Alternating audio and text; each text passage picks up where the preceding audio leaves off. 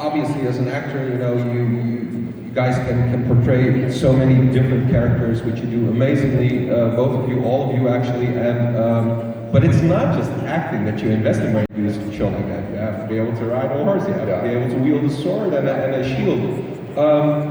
How much of that, like horse riding, you knew beforehand, but how much did you learn on the show that you thought you would never do or be able to do? Well, I didn't know how long I'd be on the show originally. I thought it'd be a couple of episodes as a bit player. I originally auditioned for a guy in season 1. My friend ended up getting the part. He has one line and he gets his head cut off in the first episode. And I was so close to getting that, right? So I thought I kind of got a lucky break that I'm playing the king's son. I might stay around for a little while. You really felt part of the world, and the costume was fantastic. Well, that's probably what I took away from it, was how to walk with a cloak.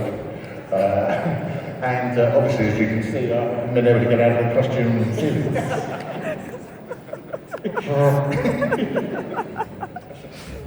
So, is this actually from the... Yeah. Wow. Suzanne Kurtz from Ivan Kaye fans and Team Ivan Kaye bought this from the costume group. I didn't even know that they were up for grabs, because I would have had the crown. Joan Bergen created these.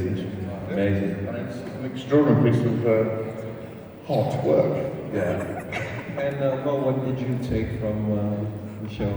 Were you able to take anything? Physically, what did I take? Yeah. No, it's not a philosophical question. Literally, like, what did you get? We're just getting down to the meat and veg here. Yeah. You know when they make a fake cover you in plaster Paris?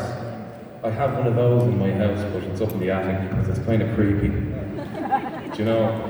I left mine in a caravan on the last day. You got it for me in a bag, and I just thought this would be amusing. I could keep it in that little cupboard as you go upstairs in my house.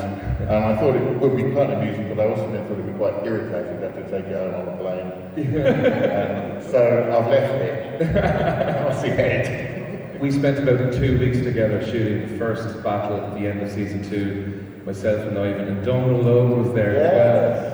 And we'd be waiting for ages to go on, and Donald would regale us with stories, and Clive would be there. It was super. We were both pretty long-time players in the show, but didn't make it till the end, so you had to say goodbye just before the finish line, basically. What is that like? Because I can imagine working so much with the cast and crew for so long that you become very excited with each other, close, and then having to say goodbye. Well, it's something that the actors are used to, but also because our arc had come to that, it would be sad if we were just put out to pasture and just to be dressed into the background. So it's better to go out on an arc. I mean, I couldn't have gone out on a better arc. Obviously, it was a disagreeable night of murder and mayhem, and they took my lungs out from the back. But yeah, there was no coming back from that. And also, you are kind of exclusively owned by a show like that until you're finished with it, which means that it takes away your natural impulse to want to get on to something else. Much as we love it, we gave it a big hug goodbye, and it's always there. It's in here a bit. People have got pictures and stuff. And stuff. Yeah, and I suppose there's two sides to that. Those 2 last episodes of season 4, I think Kieran Donnelly directed those. Those episodes are up there with some of Mel Gibson's grittiest work, where Ivan dies, and that Blood Eagle scene, and his scene with Travis, that intensity, and it's incredible and historically accurate. Whereas for me, I don't think my guy was historically accurate, what happened there with the bee.